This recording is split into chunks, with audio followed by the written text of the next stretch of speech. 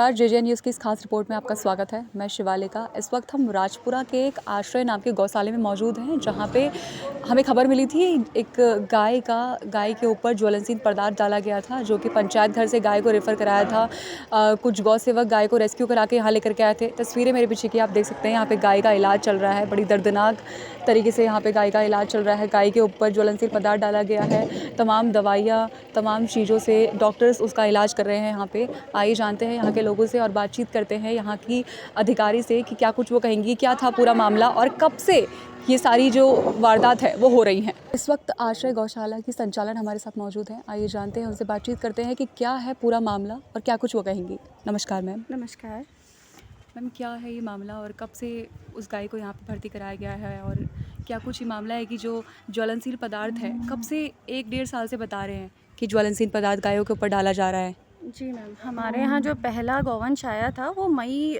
2025 में आया था, जिसका पूरी की पूरी पीठ में ज्वलनशील पदार्थ डला हुआ था। और हमारे वेट ऑफिसर डॉक्टर रजनीश पाठक सर ने उसको ट्रीटमेंट किया था। डॉक्टर भावना, डॉक्टर रजनीश पाठक सर, पूरी टीम ने उसको ट्रीटमेंट दिया था और वो बहुत बुरी तरीके से जला हुआ था। और उसी के बाद अभी तक माह में हमारे पास करीब 4 से 5 गौवंश आए हैं और 7 से 8 गौवंश हमारे शायद हल्दूचौड़ गौशाला गंगापुर में भी गए हैं। अलग अलग गौशालाओं में ये केसेस जा रहे हैं, क्योंकि यहाँ पे भी एकदम से बहुत सारे केसेस हो जाते थे, तो हम उतने ही केस लेते हैं जितने हम ट्रीटमेंट दे पाते हैं। क्योंकि देखिए, रोडों से तो गौवंश घायल आ जाते हैं, पर उसका ट्रीटमेंट पूरा हम ही को उसको करना पड़ता है। तो हम भी अपने हिसाब से जितना हमारी कैपेसिटी है हम उतने ही घायल गौवंश ले पाते हैं। तो अलग अलग गौशालाओं में ये ट्रीटमेंट के लिए जाते हैं। तो अभी तक अगर सारे लोकल जितने भी गौ सेवक हैं जो उनको रेस्क्यू करते हैं, उन सब से हमने काउंटिंग्स ली कि कितने कितने गौवंश उन्होंने अभी तक पंचायत घर के क्षेत्र से और गन्ना सेंटर के क्षेत्र से, केवल पंचायत घर और गन्ना सेंटर के क्षेत्र से ही ये गौवंश आ रहे हैं हमारे पास, जो कि ज्वलनशील पदार्थ डाले हुए हैं। आप चाहे तो इनका वीडियो कवरेज ले सकते हैं। आप देखिए कितनी बुरी तरीके से जले हुए हैं, जिनको बचाना अत्यंत मुश्किल हो रहा है। और अलग अलग जगह से जितने भी हमने अभी तक अपनी काउंटिंग्स ली हैं वो करीब 15 से 20 हैं अभी तक की। मई में पहला केस जो हमारे पास आया था वो मई में आया था।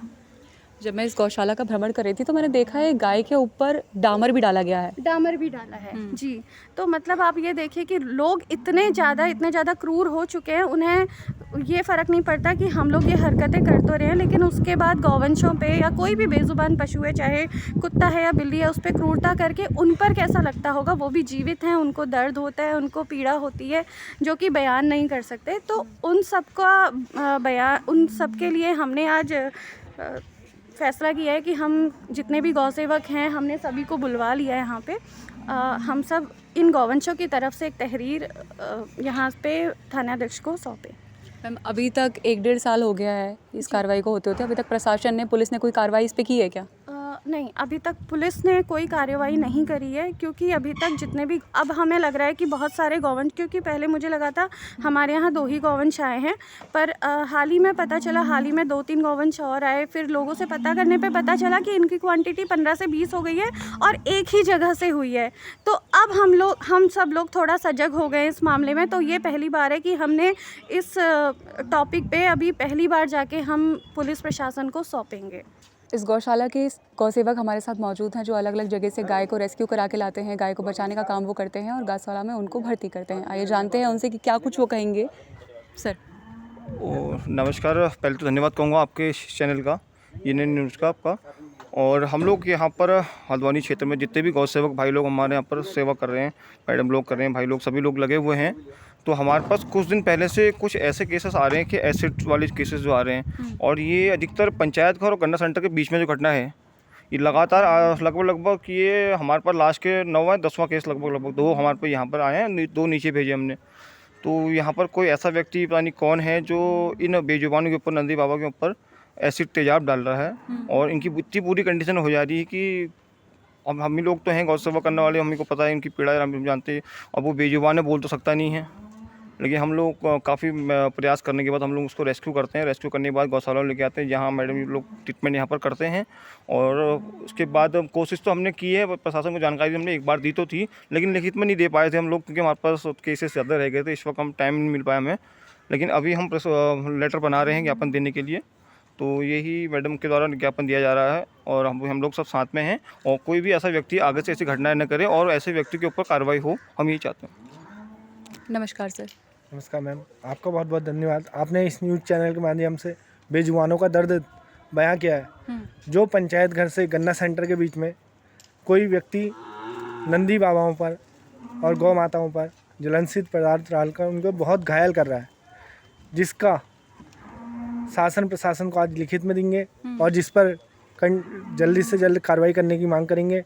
ऐसे व्यक्ति को कठोर से कठोर सज़ा मिलनी चाहिए, मैं यही कहना चाहूँगा। और जो व्यक्ति इन नंदी बाबा और गौ माताओं को सड़कों पर छोड़ रहा है वो इनको ना छोड़े।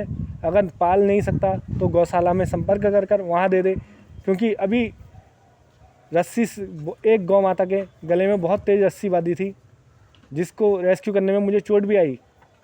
वो बेल बाबा के पास थी। तो इस प्रकार की क्रूरता बेजुबानों के संग ना करें, क्योंकि जब ऊपर वाले की लाठी चलेगी तो जो व्यक्ति बेजुबानों पर क्रूरता कर रहा है वो कहीं का नहीं रहेगा, यही कहना चाहूँगा।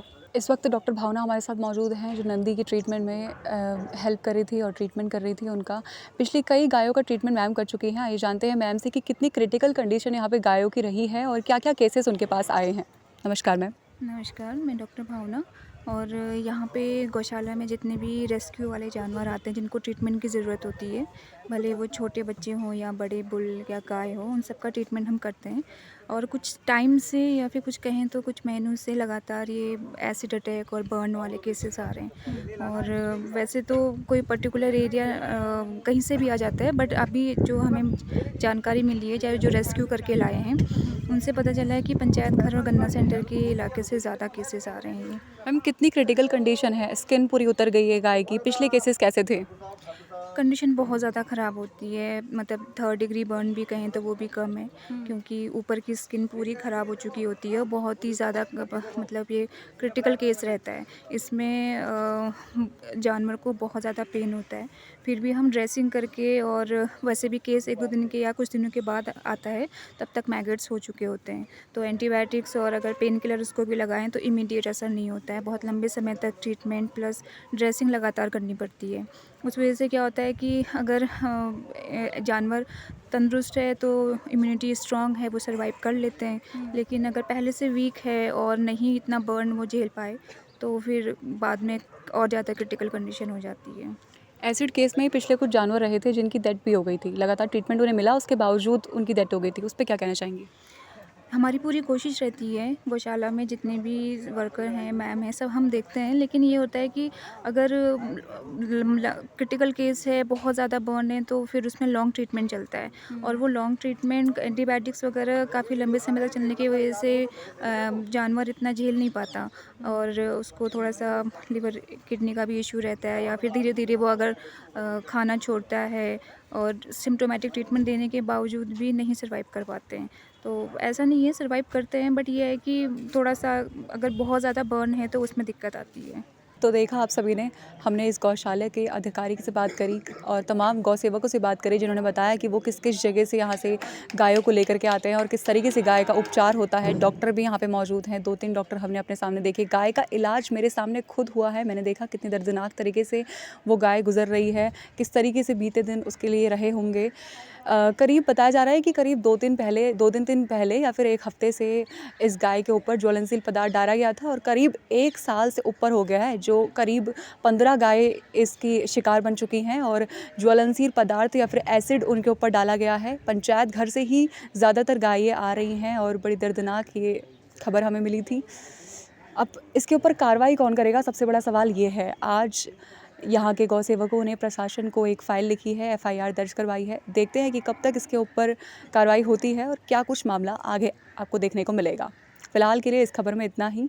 मैं शिवालिका अपने सहयोगी अंकुर के साथ JJN न्यूज़ हल्द्वानी।